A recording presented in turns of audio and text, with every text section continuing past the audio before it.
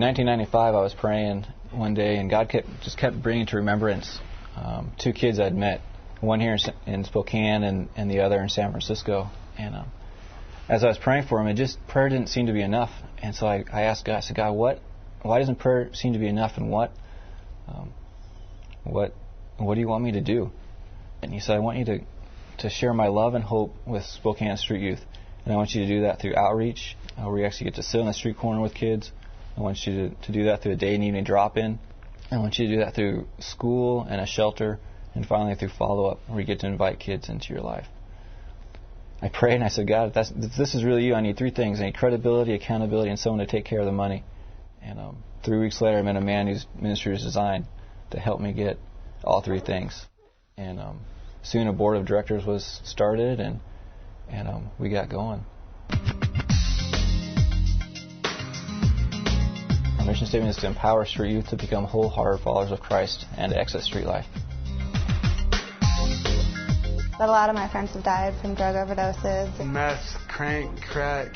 I know that there are a lot of people that walk by in the streets with guns in their pockets. I was sleeping under the Post Street Bridge, under the Monroe Street Bridge, just because my drug habit was there. I do not feel safe whatsoever. One night I woke up to a knife to my throat, and I couldn't move because they pinned both sides of my sleeping bag down. And then they raped my girlfriend beside me, and then the other sleeping bag. So.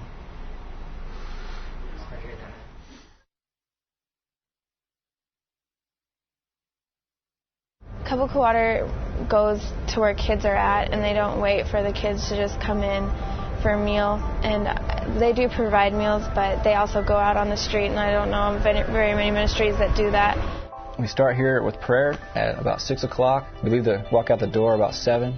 And we just kind of go, okay, God, where do you want to take us? And so we start walking. Pretty much what outreach is about is pretty much just walking downtown, being out on the streets, kind of meeting the kids where they're at and just hanging out, building relationships.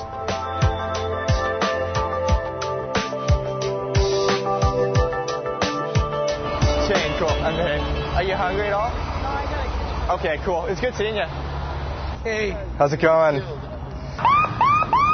Uh-oh. We'll probably just walk down through there and see what's going on first. All right, keep my life straight, raise a family,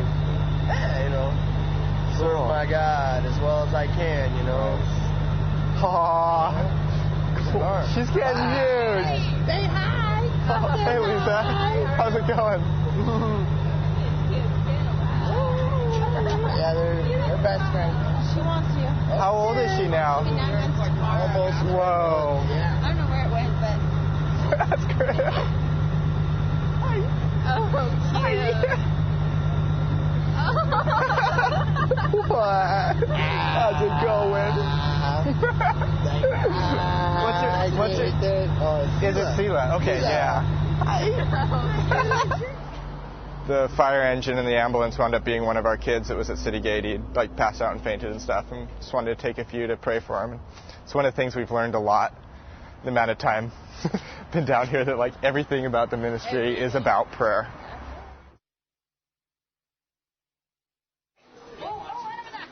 Day drop-in is really a safe place where kids could come during the day to just have a safe environment off of the streets. They can do the laundry, they can take showers, they can nap if they need to, they can play games. It's really a place where our staff can also develop relationships with the kids, because I think the only way that kids are going to get off the streets is through relationships.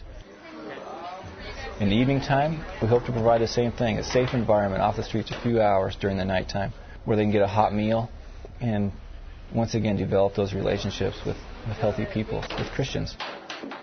They can hopefully let their guard down and just be kids, because relationships are where it's at. You are here just to share your life with others. You are here to sit for hours with somebody that you don't even know and but smell bad, and just to be there, waiting for them to talk to you, waiting for them to open up, waiting for them to feel comfortable and say, you know what, man, I'm hungry, or I need shoes, or or just open up and talk about their lives, why they are in the streets. Like Mark and Rachel and all the other church people would actually like have a real conversation with you. Friendship, above all, they've provided. They were like my friends.